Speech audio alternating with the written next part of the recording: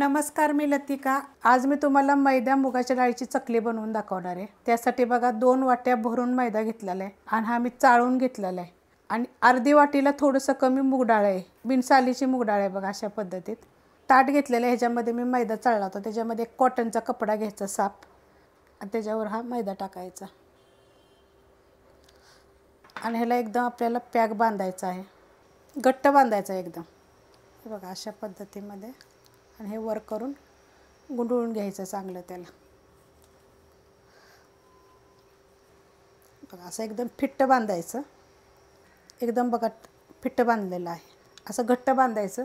एक टोप घ्यायचा, त्याच्यावर आपल्याला हे गठुळं ठेवायचे पिठाचं आणि हे जे आहे ना आपण त्याच्यावर असं ठेवायचं। ह्याच्यावर मी झाकण ठेवणार आहे। झाकण जरी नाही ठेवलं ना तर ह्याच्या दुसरा जरी कुठला कॉटनचा कपडा असेल तरी टाका, पण हे जे शक्यतो वरचे जे पाणी आपलं सुटणार आहे ना ते फक्त वरती हे कपड्यावर पडेल, बाकी ह्याच्यावर नाही पडणार। टोप घेतलेला आहे, त्याच्यामध्ये डाळ टाकून घ्यायची आणि हिला 2 ते 3 पाण्याने पहिले स्वच्छ धुवून घ्यायची। डाळ बघा स्वच्छ धुवून घेतलेली आहे। तर त्याच वाटीच्या प्रमाणे ह्याच्यामध्ये आपल्याला 1.5 वाटी पाणी ठेवायचे। तर ही 1 वाटी पाणी टाकलेलं आहे आणि परत आपल्याला अर्धी वाटी पाणी टाकायचे। असं 1.5 वाटी पाणी टाकायचे। तुम्हाला जर पाहिजे असेल तर ह्यात मीठ टाकायचं, नाहीतर डायरेक्ट पिठात टाकलं तरी चालते। आणि हे जे आपलं पीठ ठेवलेलं आहे हे दोन्ही मी कुकरला मीडियम गॅसवर 4 शिट्ट्या करून घेणार आहे। तुम्ही इडलीच्या कुकरला घेतलं तरी चालते किंवा टोपामध्ये जर शिजवलं तरी चालेल। टोपामध्ये काय करायचं, खाली पाणी ठेवायचं, त्याच्यावर जाळी ठेवायची, त्यावर टोप ठेवून वरती झाकण ठेवून एक 15 ते 20 मिनिटं वाफलून घ्यायचे ह्याला। तर मी ही कुकरमध्ये करणार आहे। डाळ बघा शिजवून घेतलेली आहे आणि पीठ पण घेतलेलं आहे। तर आता आपण पहिली डाळ घोटून घेऊया। एकदम जसं आपण वरणाला कसं करतो असं बारीक झाली पाहिजे, तर फिरक्यानं घोटायची तिला। डाळ बघा एकदम बारीक झालेली आहे, अशा पद्धतीत एकदम बारीक करायची। त्यात डाळ नाही राहिली पाहिजे, त्याचं पाणी झालं पाहिजे। आणि पीठ आहे तर ह्या पिठाला पहिलं आपल्याला कुटून घ्यायचं, कारण ती दगडागत बघा घट्ट होतं। तर त्याला मी आता हे पहिलं ह्याच कपड्यामध्ये असं ठोंब्याने करणार आहे। मऊ करून घ्यायचं। मऊ करून घेतले बघा अशा पद्धतीनं। हे बघा असं पीठ होतं। आता ह्याला आपण चाळून घेऊया। तो वाडगं घेतलेलं आहे आणि त्यामध्ये चाळण ठेवलेली आहे। पीठ टाकून घेऊया।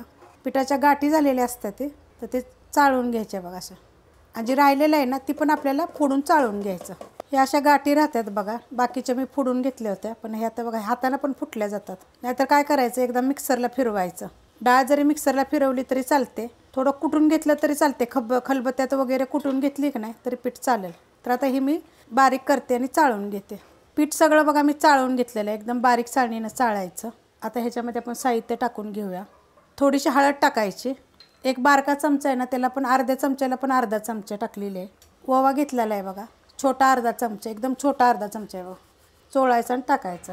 जिरे धनेचा पावडर मोठा 1 चमचा आणि बारीक नाही केलेलं बघा, असं दरदर आहे हे, म्हणजे चव जरा छान येते। आणि गरम करून नाही घेतलेलं, असंच कुटलेलं आहे। 1 मोठा चमचा सफेद तीळ, कलरवाली बी मिरची पावडर आहे आणि तिखटवाली बी तुमच्या तिखटाप्रमाणे टाका, 1 चमचा घेतलेली आहे। 2 चिमूट हिंग पावडर आणि चवीनुसार मीठ। तुम्ही डाळी जर मीठ टाकलं तर पिठात जर मीठ टाकलं की नाही तर ती चव बघून टाका। हे पहिलं मिक्स करून घेऊया। मिक्स करून घेतलेलं आहे। आता हे आपण जी डाळ घोटून घेतली होती ना ती थोडी थोडी टाकून असं मळून घ्यायचं। त्यात वरचा पाण्याचा वापर करायचा नाही, डाळीचेच फेणं करून घ्यायचं। बघा अशा पद्धतीत मी कालवून घेतलेलं आहे आणि अशी बघा आपली डाळ होती, जशी लागल तशी ओतायची। आणि ह्याच्या पिठाचं काय आहे माहिती आहे का, जास्त जर घट्ट केलं ना तुम्ही ते पीठ तर चकली तुटते। जास्त जर तुम्ही पातळ केलं ना पीठ तर ते काय होती, चकली तात्पुरती खास्तव म्हणजे बनवस्तवर तर ती कडक होती पण नंतर नरम होती। तर मीडियम पीठ मळायचे, त्यासाठी थोडंसं डाळीला पाणी जास्त ठेवायचं, म्हणजे आपल्याला जर लागलं तर तेच टाकायचं, नाही लागलं तरी चालतंय। मग असं पीठ मळून झालेलं आहे बघा अशा पद्धतीत। आणि डाळ किती राहिली बघा, एवढी राहिलेली आहे। थोडंसं कधी पण पाणी जास्त ठेवायचं, म्हणजे आपल्याला वरचं पाणी घ्यायची जरूरत नाही। एवढी डाळ शिल्लक राहिली तरी पाणी राहिलं तरी चालतंय। आता आपण बनवायला घेऊया। तर हा चकलीचा साचा घेतलेला आहे बघा, ह्याला थोडंसं तेल लावून घ्यायचं आतनं, जेणेकरून आपलं पीठ नाही चिकटावं। तेल लावून झालेलं आहे। आता पीठ घेऊया। तर पीठ बघा अशा प्रकारे केलेलं आहे, जास्त घट्ट पण नाही करायचं, जास्त पातळ सैल पण करायचं नाही। जेवढं बसल तेवढं टाकायचं। आणि रेसिपी बघितली की लाईक करायला विसरू नका, तुम्ही लोक लाईक करत नाही, लाईक करत जावा, कमेंट करत जावा। दिवाळीच्या मी बघा एकसारख्या रेसिपी टाकलेल्या आहेत, ते कमीत कमी 7 ते 8 दिवस झाले। आता हे बंद करून घेऊया। आता बनवायला घेऊया। तर मी ह्या प्लेटमध्ये बघा बनवणार आहे, तुम्ही आवडीनुसार बारीक मोठे करू शकता। बघा किती मस्त असे पडतात आणि तुटत नाहीत। पिठाचं आपल्या पिठावर पण असतं आणि तळण्यावर असतं बघा. चकलीचं कुठलं पण ना, मी चकलीची भाजणी टाकलेली आहे, भरपूर मी चकलीचे प्रकार टाकलेले आहेत आणि आपल्या आता उद्याच्याला पण एक भाजणी येणार आहे चकलीची. तर बघा अशा पद्धतीत एक केलेलं. तर मी दुसरं पण करते बघा. एकसारखा तर मी दाबते तरी तुटत नाही आहे. तर पीठ असं करायचं हे बघा आणि जॉईंट करायचं इथं थोडंसं बस. आता आपण तळाय घेऊया. तर तळण्यासाठी मी तेलाचं पहिलं सांगते. तेल गरम झालं की नाही की गॅस मिडियम करायचा, नाही तर बारीक करायचा. फास्ट गॅसवर कुठलीच चकली तळायची नाही, भाजणीची असू नाही तर कुठली पण असो, कारण ती लगेच वरनं भाजली जाते, आतनं तशीच कच्ची राहते आणि चकली आपली मऊ पडते. परत दुसरी गोष्ट तेलामध्ये पसरते. तर त्यासाठी कधी पण तेल गरम झालं की मिडियम गॅस करायचा, नाही तर बारीक करायचा. तर बघा तेल हलकंसं माझं गरम आहे, मी जास्त काय गरम केलेलं नाही आहे तेल. तर आता मी ह्याच्यामध्ये चांगल्या भाजून घेते बघा. हे असं एवढं तेल मी गरम होतं. तर ते आपण मी पहिली टाकली चकली की बघा थोडी खाली होते, तर आता ते आपोआप आलेली. आता हा सगळा फेस आलेला आहे. हा फेस थोडासा कमी झाला की चकली पलटी करायची. लगेच पलटी करायची नाही, लगेच पलटी केली की चकली तुटते, तेलामध्ये पसरते. त्यामुळे थोडासा तेलाचा फेस कमी झाल्यावर आपण पलटी करूया. पलटी करून घेऊया बघा. फेस कमी झालेला आहे, अशा पलटी करून घ्यायचं म्हणजे कडक एकदम कुरकुरीत होतात. आता बघा हे अजून एक गोष्ट तुमच्या समोरच आहे.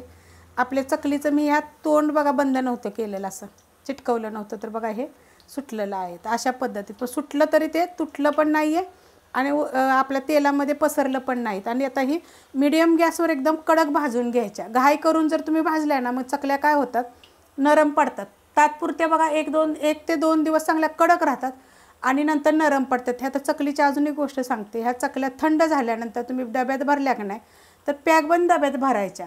आणि जर कधी खायला घेतल्या ना, उघड्या वेळ ठेवायची नाही. तुम्ही जास्त वेळ उघड्या ठेवल्या की नाही की त्या चकल्या परत नरम होतात. चकली बघा आपली भाजलेली आहे, कलर पण छान असा आलेला आहे. तर हे काढून घेते. आता ह्या चकल्या बघा जास्त तेलकट नाही होत. कोण कोण बोलतं की चकल्या भाजणीच्या बी चकल्या तेल पितात वगैरे, काय नाही आहे. भाजणीच्या चकल्याचं पण काय असतं माहिती आहे का, शक्यतो जेवढं होईल तेवढं भाजणी व्यवस्थित भाजायची, म्हणजे कधी तेल पेत नाही आणि कधीच खराब होत नाही. आता ही ताटलीत मी काढून दाखवते. आता ही आपली प्लॅस्टिकची ताटली आहे बघा, त्याच्यामध्ये चकली काढते. तर बघा किती कुरकुरीत कडक एकदम होते आणि अशीच राहते चकली. ते काय म्हणजे अशी होत नाही, सॉफ्ट होत नाही वगैरे. फक्त बनवताना व्यवस्थित बनवायचं. कुकरला तुम्ही मिडियम गॅसवर 4 शिट्ट्या करून घ्या, मस्त होतात एकदम. तर मी अशा पद्धतीने बनवून घेते सगळ्या. रेसिपी आवडली की लाईक करा, सबस्क्राईब करा, कमेंट करा आणि शेअर बी करा.